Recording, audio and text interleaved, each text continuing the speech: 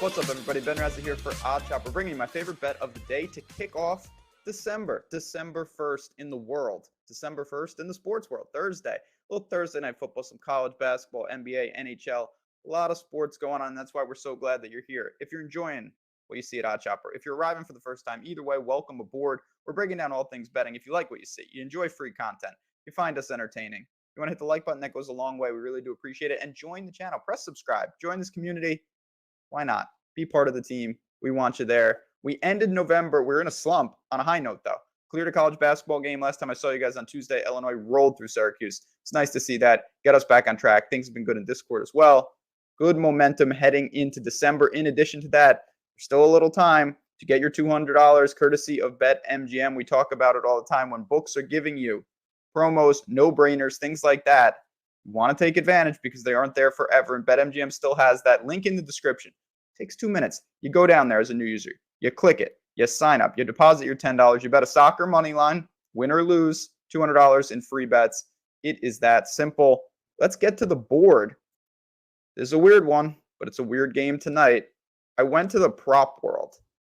Josh Allen, completions, drilling really down. Normally, I like to keep it, more on the larger liquidity things, betting a side, betting a total. I didn't like anything in this game, though.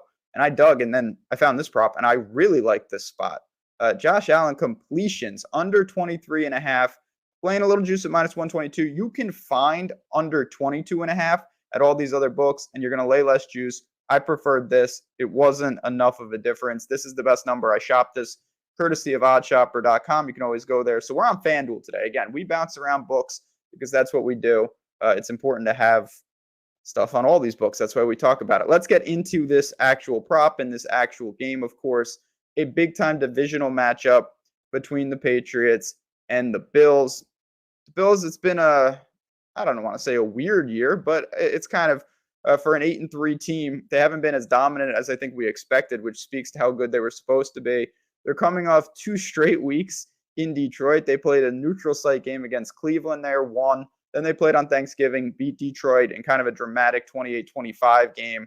We know before that they lost a couple, tough game to the Jets, a ridiculous game to the Vikings, and Josh Allen has been banged up, and that's really where we're drilling down on for this prop, of course. It's Josh Allen-centric, and he's still having a good year. 23-11 TD to INT ratio. He's got to limit the turnovers. In terms of his completions, he's been kind of a mixed bag lately. He has gone under this number in 5 of 8, which we do like to see. But I really want to talk about the big catalyst for this, because to me, it's pretty clear if they want, Josh Allen is so good. If he wants to drop back and throw the ball 55 times, he's going to clear this number. Efficiency doesn't even need to be there if volume is. But I don't see that happening for so many different reasons. The first and the main one, New England's defense is no joke. No joke. This is a legitimate top-end defense. They get a lot of pressure.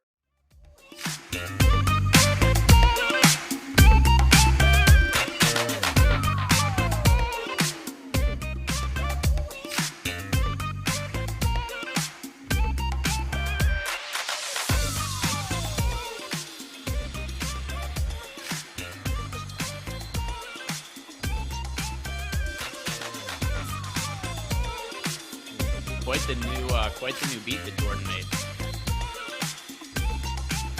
No, it's all Jordan. All Jordan.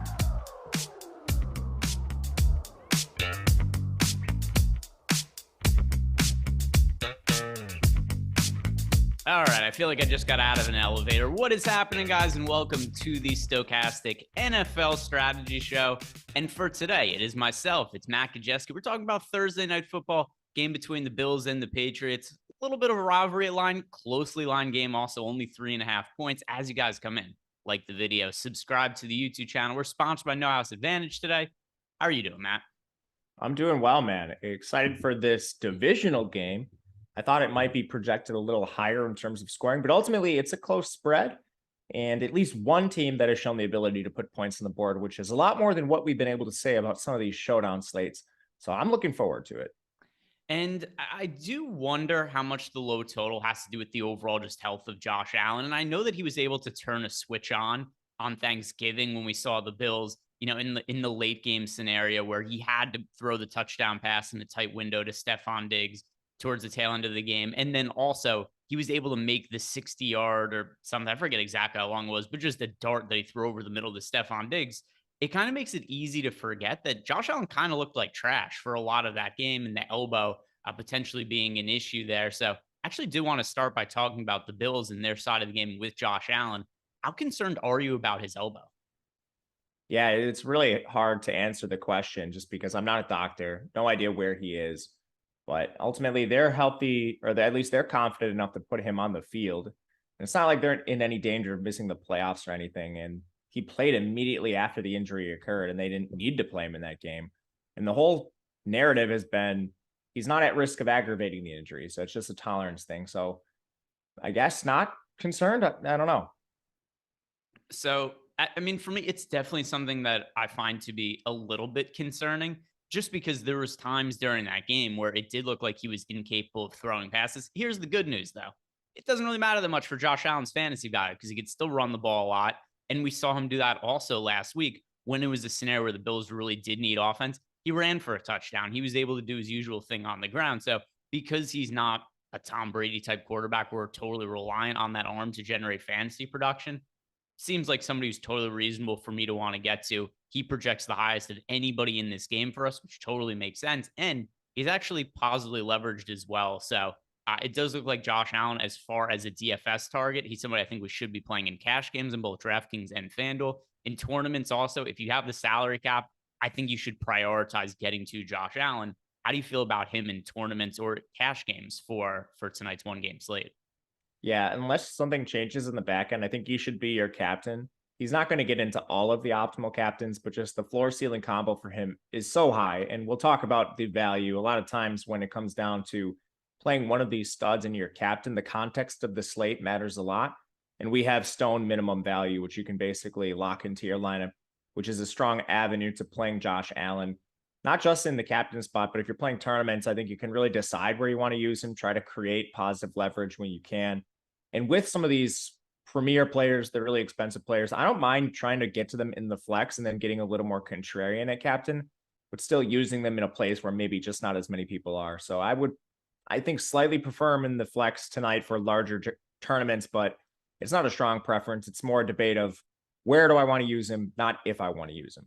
Yeah, 35% chance in our tools to be the number one overall top scoring player on the slate, which is by far the highest of any player, which should come as no surprise to anybody. Now let's talk about the Bills running back situation, which is a really difficult one to parse because for a little bit it looked like Devin Singletary was going to be the guy in the backfield for them, but then we've also seen some mix-ups where Cook has gotten more involved recently. We've seen him more involved in the passing game, and it's not to say that Singletary isn't still the number one guy, but it's kind of hard to always know who is going to be the best, at least points per dollar, the priority for the Bills. And typically on larger slates, I don't get that much exposure to the Bills backfield. It's not necessary. It's different when it comes to a one game slate. So I want to know, is there a running back you are going to be prioritizing for the Bills tonight? Yeah, it is Singletary. It's been a little volatile, but at the end of the day, it's still pretty heavily in his favor. Like even their most recent game, 60 snaps to Singletary, 14 to Cook, 4 to Nyheim Hines. I have no idea why they even traded for this guy. Just flat out not using him. And I mean, they drafted the same player on day 2 in James Cook. Their skill sets are very, very similar and they overlap a ton. So it didn't make much sense to me. But at the end of the day, they traded a guy they weren't using in Zach Moss for a guy they're not using in Nyheim Hines. And all that to say, Devin Singletary is on the field a lot for this team. Now his role, it's not so volatile, I think, because of the snaps. It's just we're talking about one of the pass heaviest teams in the NFL, unless there's severe positive game script. He's not a guy that has like your Jonathan Taylor style workloads, Derrick Henry, not even closer. Like it's not even in your Joe Mixon range. So to him, I think it's a little more volatile, but at the end of the day, I would much rather play him than a guy like James Cook or Nyheim Hines, one of these guys that has an elevated price tag without showing any of the upside. Yeah, and it's funny when you talk about Nyheim Hines because there's a point of me that I thought, particularly when they first traded for him, like, oh, this could be somebody who could really be fantasy relevant in Hines, but it was predicated on him playing and getting on the field at some point. And then even in Showdown, you would think like, okay, maybe Hines is somebody we could look at as a cost-saving option. But to the point you just mentioned, it's not like he's one of those $200 punt plays on DK or anything like that. He's $3,000 over on DraftKings and then on FanDuel. 7,000. It's just a difficult price point to get to considering his role. So if I had to roster one of the backups, I would lean towards Cook over Hines, but I don't really think I like either of them that much. Agreed. They're large field tournament plays. And I would much rather prefer making the salary jump up to a kicker for 1,000 more, 1.2K more than play one of these backs that's like 3K, 3.6K. So Millie Maker style builds where the play is just to gain leverage. And I think it's still probably a bad idea. So let's talk about the wideouts, the pass catchers now for the Buffalo Bills. And one thing that we did see last week was Stefon Diggs really salvaged his game in the last, minute and a half, 2 minutes of the game. He had the long 50-yard, 60-yard reception over the middle of the field. He had the touchdown. He was doing basically nothing up until that point. And we have seen him be one of the more consistent fantasy options, particularly wide receiver this year, not just for, individual one-game slates, but full slates as well. But this is one guy who could potentially be impacted by some of the issues that Josh Allen has had throwing the football, last throw of the game or last couple throws of the game notwithstanding. So are you going to be looking to pay up for Stefon Diggs here, or is the cost becoming a little bit too prohibitive in one game slate? I don't think it's prohibitive. With JJ Taylor, you can play Allen and Diggs easily. It's like no question at all. So I'm surprised to see he's negatively leveraged. I flat out don't agree with it. And I would be trying to play at least one of the Bills pass catchers, the premier pass catchers, not the rotational guys in lineups, just because they're so pass heavy. And ultimately, like if you want to guess at the injury status of Allen, you can, but it's all guesswork is what it is. Like you could try to dock him in your projections, but at the end of the day, we're just flat out guessing. So it personally, like if you're a person that believes Allen's injured and that's going to affect Diggs, then sure, you can downgrade them both. But I know that there's no way I'm going to know this information, and the Bills are comfortable enough trotting them out there, so I'm going to do the same. And at the end of the day, there's no player with a better target share or role in this pass-heavy, explosive offense than Stefon Diggs. And his reliability, I think, makes a lot of sense, in particular for cash. For tournaments, I think a fade could make sense if you're pivoting to like a Gabe Davis or an Isaiah McKenzie, who we'll talk about. But for cash specifically, with no real barriers to playing him, I think he should be one of the first guys in your lineup. I think that honestly, the chalk construction is going to be Allen captain with Diggs in the flex, and then a little bit of mixing and matching around it. Yeah, it's going to be Diggs, Stevenson, Allen, and then just 3 cheap players. I think that's going to be the cash build for a lot of players. I haven't hand built a lot of lineups to see what kind of decision points people would be making, but I do think that all 3 of them would likely be in it. But for large field tournaments, and I'm getting ahead of myself a little bit here, but if I was building lineups and had a scenario where I could only pick 2 out of the 3 of Allen, Stevenson, and Diggs, Diggs would be my least favorite of the 3. Number 1, price point, him being a little bit more expensive than Stevenson. That goes for both FanDuel and DraftKings. Diggs is $1,000 more expensive over on FanDuel. DK is $1,200 more expensive. And then also just the fact that there's no Damian Harris tonight for the Patriots. So Diggs, it's not really a knock on him, but I'd rather play Josh Allen and Ramondre Stevenson. But do you have a lean, and we'll talk more about Stevenson in a little bit, between Stevenson and Diggs? Do you have a preference between them? Yeah, I'm 100% with you. The volume for Diggs is just going to be more volatile than Stevenson. With Damian Harris out tonight, Stevenson's going to touch the ball as much as he can possibly handle. And Josh Allen, he's the best quarterback in the NFL from a fantasy perspective. Diggs has a very, very good role, but just playing the receiver position, it's going to come with slightly more volatility. They have Gabe Davis, they have Dawson Knox, they have McKenzie. At times, one of those guys, like in a game in, game out situation, any of them could pop up for the big game. And even if it comes down to scoring the touchdown, say Diggs has an awesome game, but he doesn't score, one of those guys could outscore him. So I agree with your ranking. It's Allen 1 for me, Ramondre 2, and Diggs 3 among their premier players. And then let's talk about some of the cheaper wide receivers for the Bills. Gabe Davis, Isaiah McKenzie, they're kind of in the next tier of pass catchers for Buffalo. Now, McKenzie has generally been really cheap, especially for showdowns. We typically see him 3,200, 4,000, somewhere around those lines for DraftKings as far as a flex play goes. And then over on FanDuel, he's also more expensive than normal. We usually see him like 7K, 7,500. He's 9,500. So now I've gotten to a point where Gabe Davis and Isaiah McKenzie, fairly close in price point. Between the 2 of them, do you have a lean? I prefer Gabe Davis. He's just the player that's actually on the field for a full complement of snaps. He's a little more volatile. He's the wide receiver 2 behind Diggs. You and everybody else in chat doesn't need me to tell you that, but the style of play with Davis is conducive to big plays. He's targeted a lot downfield, used a lot in the red zone. But just because the target share is not as high as Diggs, there's a lot of ebbs and flows, floors and ceilings to his game, which makes him excellent for tournaments. The price point is kind of difficult for him too. It's getting to the point now. Okay, so you have JJ Taylor. You can jam in some of the studs. Like you can jam in Josh Allen, Diggs, and Ramondre if you want. But if you do that, you don't have enough for Davis. So if Gabe Davis becomes a priority for you, you're foregoing one of the three elite studs at least. And I think that's interesting for tournaments, even with the negative leverage, because at the end of the day, I don't see Gabe Davis being significantly more owned than a guy like Stephon Diggs, even though their price point's a little bit different, or some of the other players in this range. And it just comes down to preference. When people are clicking their lineups at home, are they going to click like Stephon Diggs first or Gabe Davis, who's at 8K? I personally believe it's going to be more Diggs. So I'm interested in the leverage that Gabe Davis provides. And then to your point on Isaiah McKenzie, he's an interesting player to talk about because at times he's been targeted frequently, but now his price is very high. Yeah. And his role is not locked in. So, I mean, even last week, looking at the snap share in what ended up being a close game with the Lions, Isaiah McKenzie, 56 snaps, 40 routes. Khalil Shakir, 34 snaps, 18 routes. So there is a difference there. McKenzie's on the field more than a guy like Shakir, but he's just not in that same locked and loaded role, same snap share. It's volatile for a player who you're actually paying a pretty penny for at 6.8K. So I think McKenzie's a guy that I'm going to potentially avoid. We'll see where his ownership comes in. And one thing too about the Gabe Davis, Isaiah McKenzie dynamic, we're coming off a very highly watched Thanksgiving game where McKenzie kind of broke the slate for as far as cheaper value plays go for that Thanksgiving slate, and Gabe Davis was popular and didn't. And I do wonder how much of that is going to resonate in people where they're building lines saying like, hey, I rostered Gabe Davis last week. He didn't do well. I didn't play Isaiah McKenzie. McKenzie did really well.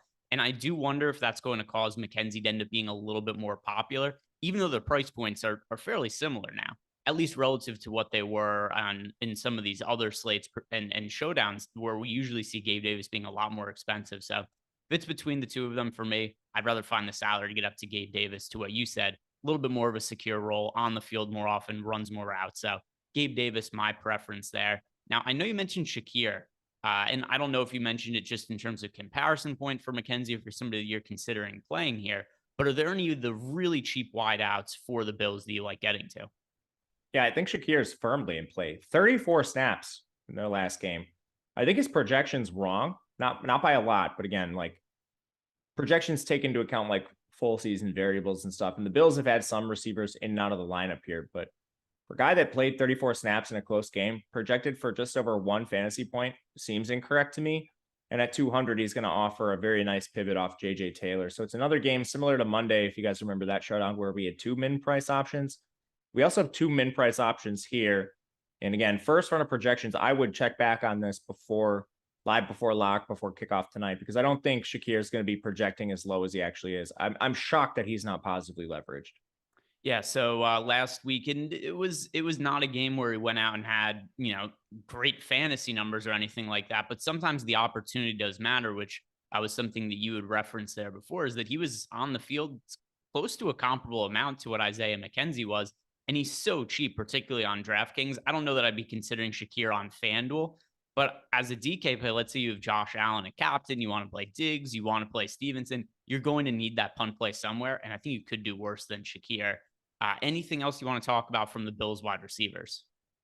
I don't think so. They're not really using anybody else. If you're looking just like it's not even really this, but you're like your Neil Orfield style Millie Maker play, because I know Neil gets really, really in the depths. You're like Tanner Gentry is going to play somewhere between 1 and 5 snaps.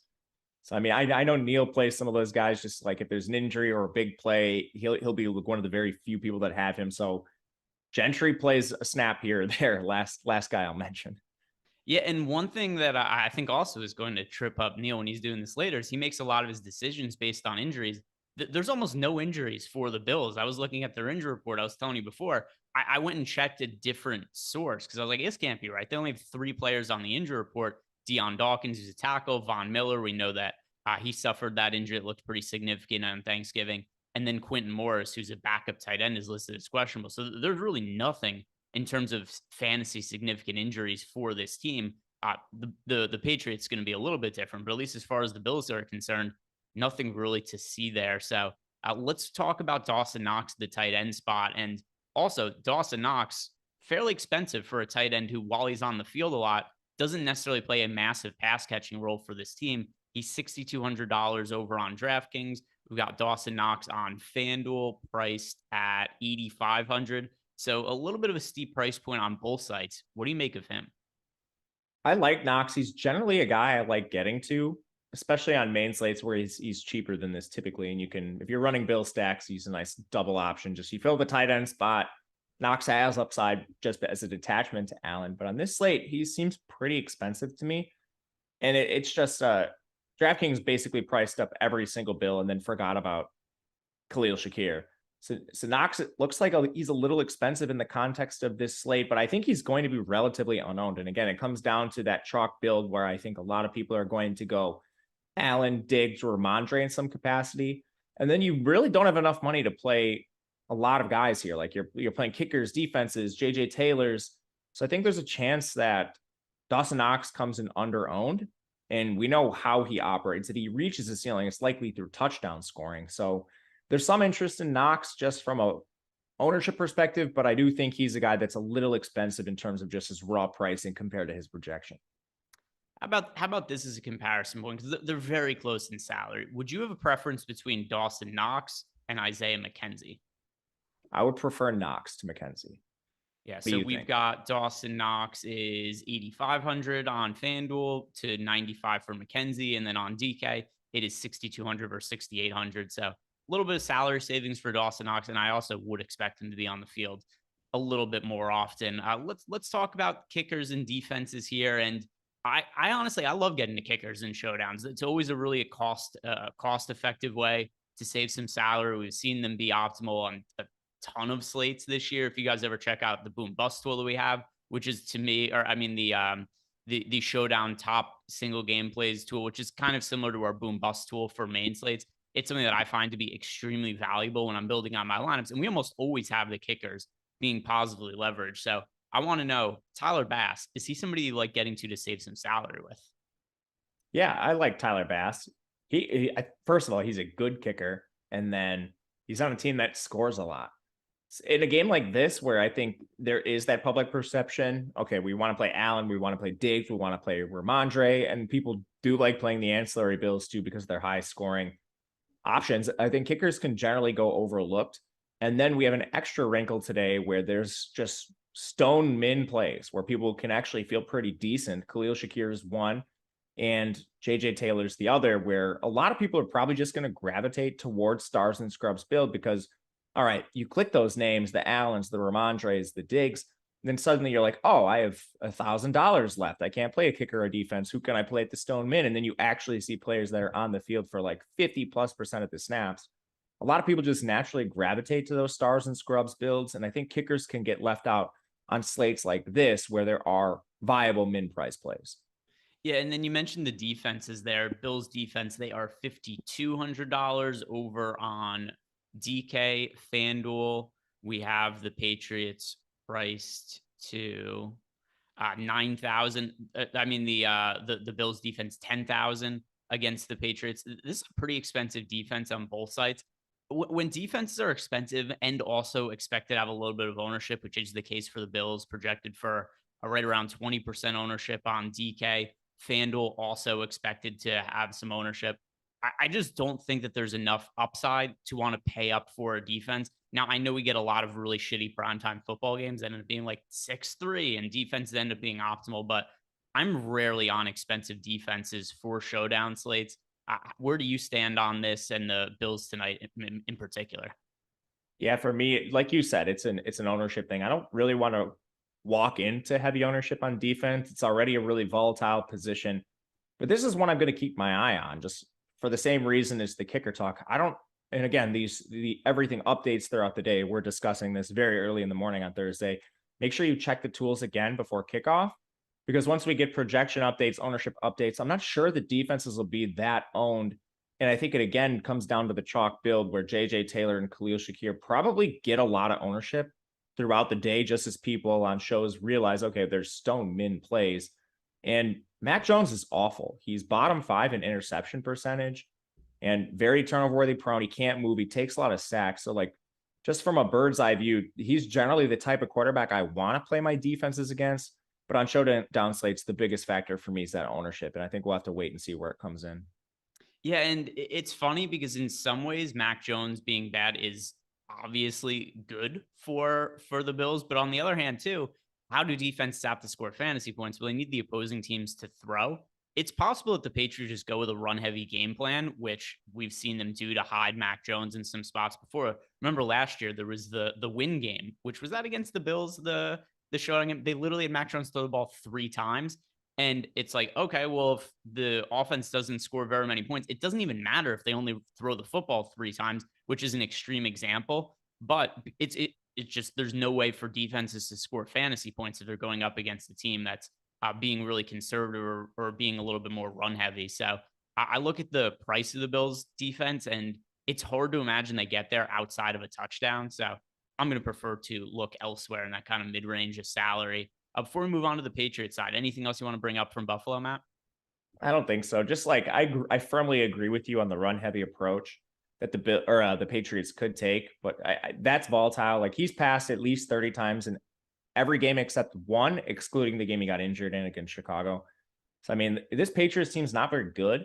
There's a decent chance they're down in the game, but ultimately, I'm just throwing out stats for those of you that might be interested. I agree with Greg wholeheartedly on the defense. Today's show is sponsored by No House Advantage, and there's a couple reasons that you guys should be signing up at NHA. First of all, when you click on our link, which is below, and it's going to be in the YouTube chat in a second as well, get up to a $50 bonus on your first deposit, so some free money. But in addition, there's a ton of overlay at No House Advantage. You're not going to find that on DraftKings, not going to find it on FanDuel, but on No House Advantage, contests pretty consistently only filling half of the way, a third of the way. So there's a lot of money being given away just in terms of overlay. And now also, if you're in a state that doesn't have sports betting, well, good news, because there's a good chance that NHA operates in your state and they have props you could play against the house there. So different props, or you could just take overs, unders, parlay them together, and you could use our projections over at Stokastic.com to help you identify the best props over at No House Advantage. Just make sure when you're signing up for the first time, use our link so you get credited for that $50 bonus on your first deposit. Now let's talk about the Patriots and the aforementioned Mac Jones. You just said he's terrible. I tend to agree. Mac Jones, terrible. The defense for the Bills, one of the better defenses in the NFL, kind of gets overshadowed by how good Josh Allen and the offense is, but the Bills right near towards the top of the league in defensive DVOA. So Mac Jones, how are you going to view him as a DFS option tonight? He's a cut below the studs we already talked about, the Josh Allens, the Diggs, and the Ramondres. But he's not a guy I want to ignore, especially on slates when I think he could come in really low owned, because there's a ceiling with him for sure. Even in their most recent game, he finished north of 26 DraftKings points. The problem is he's only exceeded 20 points twice this year. So he's a volatile quarterback. The ceiling is there, but it happens few and far between.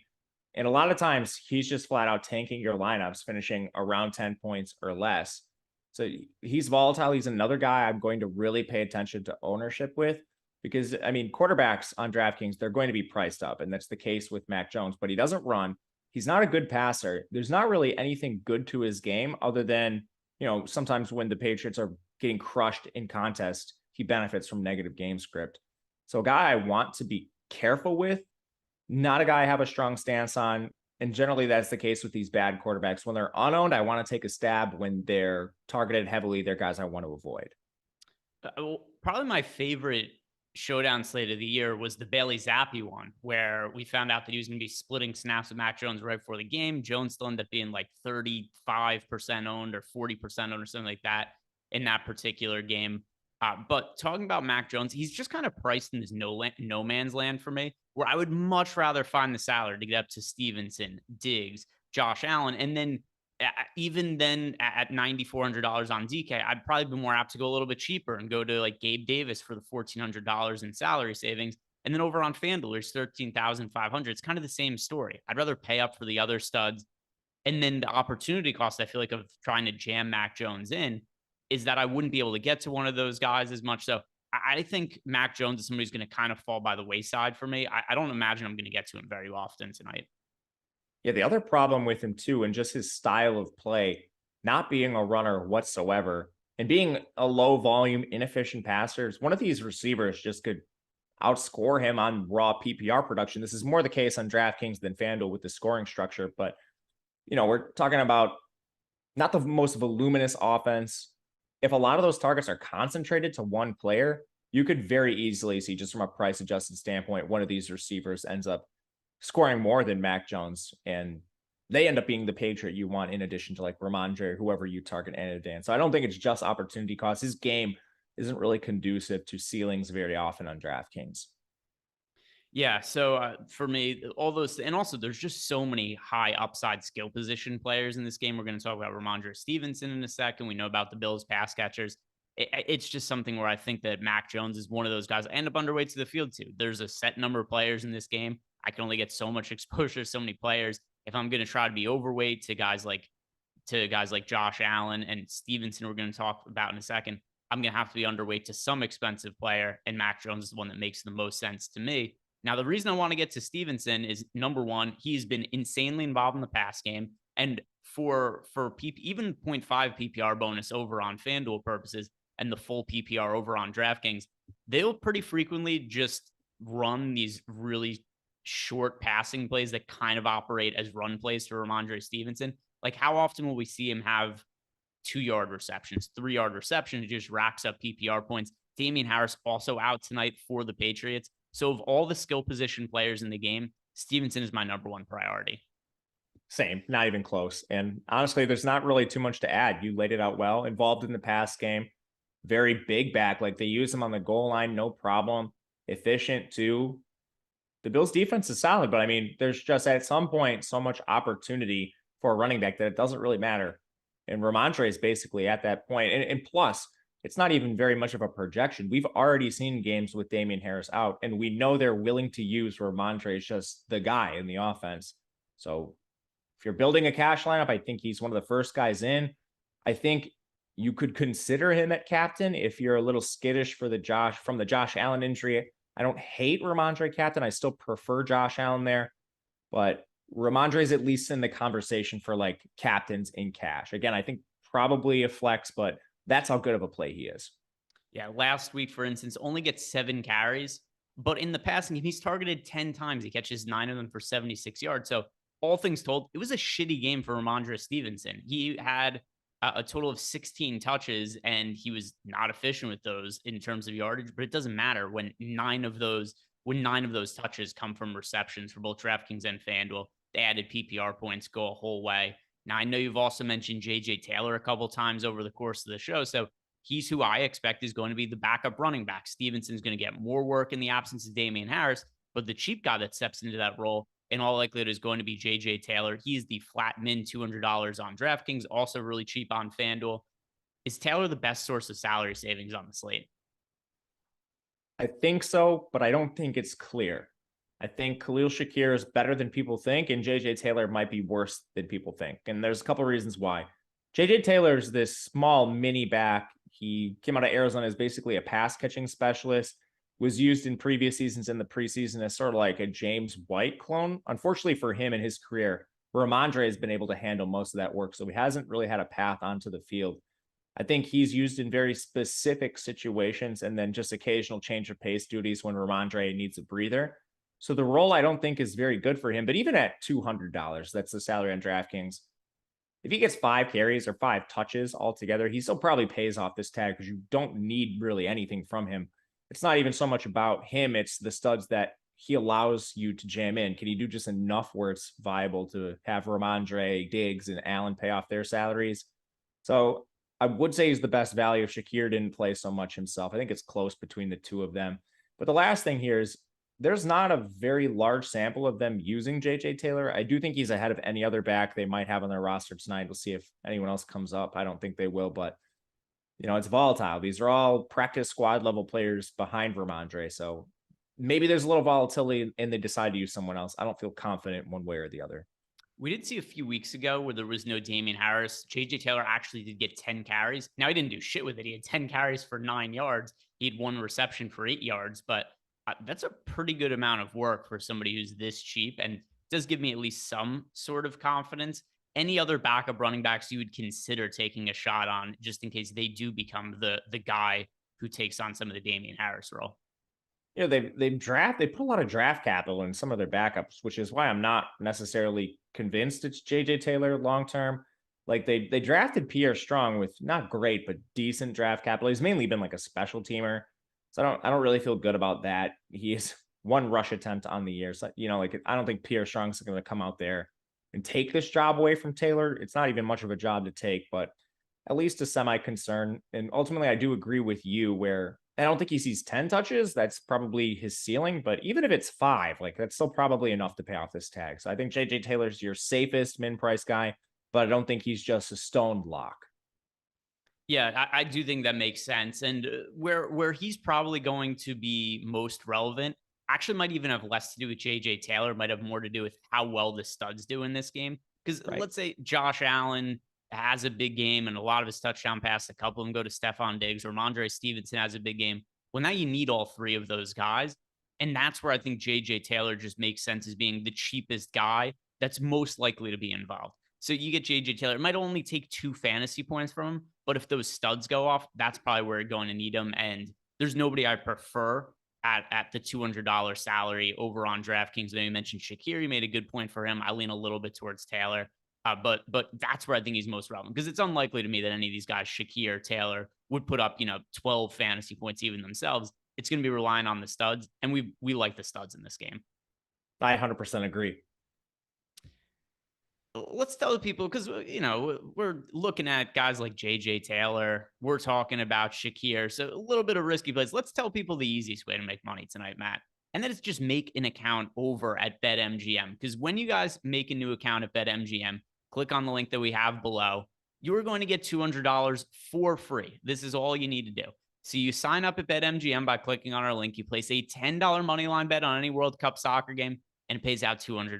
It is that easy. It's going to say as long as there's a goal scored, but that means as long as there's a goal scored in any World Cup game, and since there's already been a goal scored, you guys are going to make $200 off this offer. Just make sure to click on the link when you're making your BetMGM account. Now let's talk about the wideouts for the Patriots. And let's start with one of the other injury scenarios here, which is Jakobi Meyers is banged up. He's currently listed as questionable to play. If he's out, this becomes a pretty significant value scenario as far as one-game NFL slates are concerned.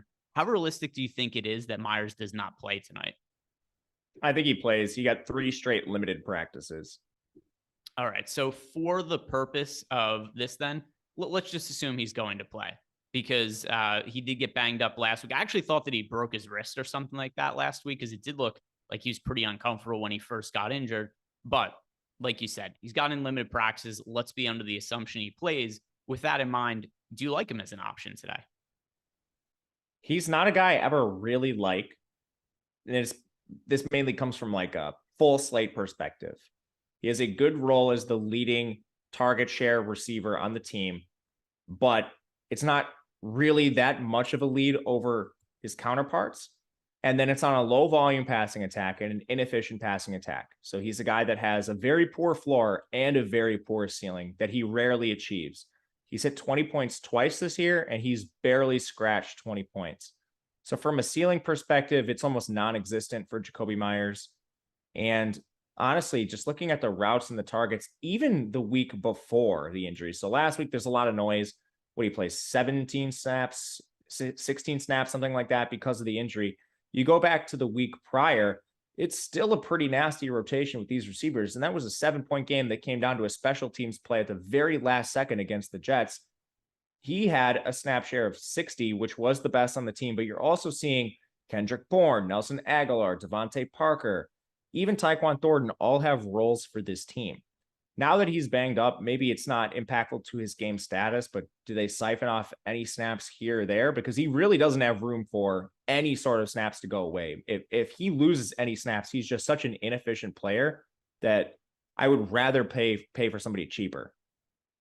And here's part of the issue too, is just where he's priced and also his ownership. So Jakobi Meyers on FanDuel is 13,500. So he's barely less expensive than Stephon Diggs. Stephon Diggs is 15,000. Then you've got Gabe Davis is at 11,000, and I'd rather roster those guys than him for sure over on DraftKings. Myers, $7,200. I'd rather find the space to pay up for Gabe Davis. And also, Myers is more popular than these guys. We've got Jacoby Myers right now projected for 35% utility ownership compared to Gabe Davis being at 26%, Isaiah McKenzie at 18%. I'd rather take these guys that, number one, I think are better. I like the quarterback better, and they're less popular than Jacoby Myers. So all that being considered, there's just other guys that I like as far as pass catchers go in this game. It seems like you're on the same page.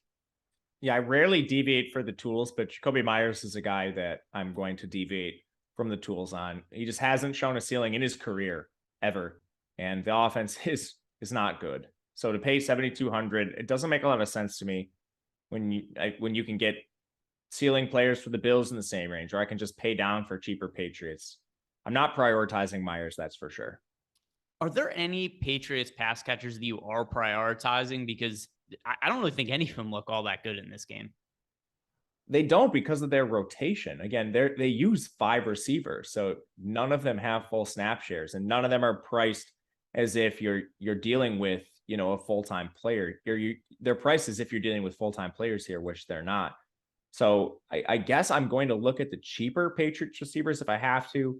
I think Tyquan Thornton at 400 is interesting just because he's a pivot off your Shakirs and your JJ Taylors, and he's on the field, not a lot, but like his skill set, he's a burner. If he catches a deep touchdown, he's the like kind of GPP leverage I'll look to off of the other Stoneman guys. But then like Kendrick Bourne at 2,200, he's at least in a different pricing tier than like the kickers and the defenses. So I could see playing some guys like Kendrick Bourne, but ultimately once we start getting up to like your Nelson Aguilar's at 4,800, your Devontae Parker's at 56, I would just flat out rather play kickers, defenses, or the cheap Bills. Yeah, I feel the exact same way, but just to kind of put a bow on this, if you had to roster one Bills pass catcher, you got somebody is held Mike hostage and you want to save him. All right. You have to, and the kidnapper wants to know which Patriots players best points per dollar play tonight. Who are you picking? Who's the one? Tyquan Thornton. Tyquan Thornton. Just because of price, man. Like, I don't feel good about any of them. Sorry, Mike. I'll make sure to save you by answering the question, but it's probably Tyquan Thornton, honestly. It's either him or just flat out eating the salary on Jacoby Myers. And I don't feel good about that either. Yeah, I'll go with Thornton as well. There's a lot of guys to spend up for on the slate. He's not popular. He's cheap. He opens up a lot in terms of salary savings. And I just dislike the other guys. I don't really want to play Jacoby Myers that much. Devontae Parker, Nelson Aguilar. So just give me the guy who's the cheapest, because that's the least likely to just destroy me. Talking about the tight ends now for the Patriots, and Hunter Henry, we are seeing him come off a pretty significant game. Actually, if I had to roster one pass catcher, and we're talking about the tight ends as well, Hunter Henry would probably be the guy that I would gravitate towards for the Patriots. But Hunter Henry, Jonnu Smith, what do you make of the tight ends for New England? Yeah, I agree with you. I kind of like Hunter Henry. The one thing here is I ran optimals from all the major projection sites this morning, and the chalk builds, and we'll see how this changes again. It's 8:30 in the morning for me, 9:30 if you're on the East Coast. But the chalk build, it gives you the studs, and oftentimes it's giving you a fourth stud, whether that's Devin Singletary, Jacoby Myers, whoever it may be. But then the other punt play they're using is Jonnu. So I got a ton of like JJ Taylor, Jonnu lineups, and then 4 expensive players or 3 expensive players and like a Jacoby Myers caliber player. So I'm really interested to see where Jonnu's ownership comes throughout the day. Does that become another punt play? Does that go up and become a kicker or a defense? If Jonnu Smith is actually as owned as the projection suggests he might be in the optimizers, he'll be a guy I want to fade in favor of Hunter Henry, because there is a gap here in terms of role. They both play a fair amount, but Hunter Henry just plays more. He receives more targets. He's the more secure player. So I'm going to monitor this throughout the day. I was very surprised to see how much Jonnu popped this morning in just the projections. All right, so let's talk about kickers, defenses, and then we'll pull up the lineup generator. We'll show people how you could use the lineup generator to make some money over at Stokastic.com. That's how we'll close this out. But Nick Folk, as far as kickers go, pretty similar to what I think about Tyler Bass. If I need to save salary and I just have that kind of price range of the low 4K range over on DraftKings or on FanDuel when I'm building lineups and get to like that 9,000, 8,500 range, I'm generally gravitating towards kickers. I think Folk makes a bunch of sense today. 100% agree. I think for the same reasons that Bass might go under roll, and you can say the same thing about Folk. just the overall construction and layout of today's slate. And then, do you have any interest in the Patriots defense? I typically would not want to roster defense going up against a team like Buffalo. But one thing we have seen with Josh Allen, and whether this is just because he is a little bit mistake prone as a quarterback or whether it's because of the elbow, he has turned the ball over a good amount in the last couple of weeks. The Patriots are not going to be a popular defense today. They are very cheap. Is there reason to consider them in large field tournaments, just considering the little bit of question marks surrounding Josh Allen? Yeah, you said it well. So to your point, like I generally am not trying to play any defense against Josh Allen, but he showed enough cracks and enough turnovers recently where I think you can. And the Patriots are a pretty decent defense. They're definitely not like the Detroit Lions defense or anything like that. They're capable of turning you over, making solid plays. They have a good pass rush too. Matt Judon has been amazing this year. And you mentioned one of the very few injuries is on the Buffalo offensive line. With all that said, again, I think the context of the slate might cause these defenses to go overlooked too. Whereas like a slate where you're starved for value and you need to play a defense or a kicker to jam in studs, you don't have to do that today. You could play J.J. Taylor, Khalil Shakir, Tyquan Thornton. So I'm very interested in these defenses as well as the kickers here. I'll probably get to some Patriots again, closely watching where the ownership comes in on these guys. All right, let's build some lineups here, Matt. Should we show people how the lineup generator works? Should we show them how it goes? Yeah, let's do it.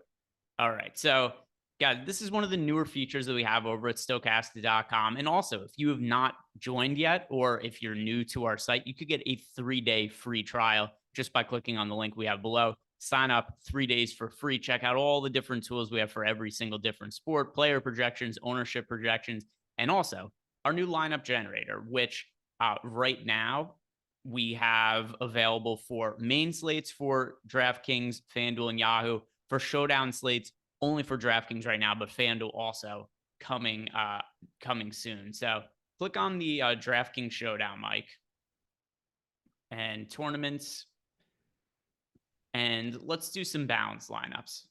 So click balance there, and we'll just show people how it's going to generate some lineups. So about these lineups, these are based on our simulations. So it is going to take all the different scenarios that we've simulated, and from those, it's going to pull out lineups that we've projected to be EV. So it's based on what Alex's process is, Steve Buzzard, Sean Zahn, some of the guys who are the top DFS players. This is how they will build out and sort their lineups.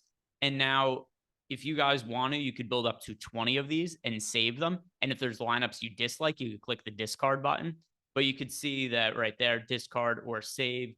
And now, Mike, just could you save like 20 of them right now? Just click 20 in a row, and it'll show people at the end how it'll show up at the end of this after you've generated 20 lineups. You'll see what your exposures are. So then you could export all the lineups into DraftKings. You could upload them. And then if you wanted to have this page to look at the end of the day and be like, what am I rooting for tonight? Well, you go right here, and you could see on that right-hand side of the screen where it says player exposures, it'll show you some of the guys. So, is there a way you could zoom in a little bit for me, Mike? Because I'm old and my eyes don't work. There we go. All right. Yeah. So you see Stephon Diggs, Josh Allen. These are players that popped up pretty frequently for us as pay up options. Something that we were talking about before when we were building lineups. Matt and I wanted to try to jam in Stephon Diggs, Josh Allen, Ramondre Stevenson. And you could see that's also from our projections here and our simulations when we were building out lineups. Ended up getting to those guys a whole bunch. We weren't quite as high on Jacoby Myers as some of our projections are. So you see Myers pop up more often there. But what was the result of us trying to pay up for the studs more often? Tyler Bass pops up a bunch of the salary saving option. You see right there, J.J. Taylor ended up being in 42% of lineups just because of the price point. So I also think this is a useful way to just kind of build out some lineups in this, and it'll give you an idea of, hey, based on some of the projections, these are the players that are going to pop up most optimally for us. So kind of a good way to just get a general screenshot of the slate. Is there anything that popped up there that surprises you, Matt?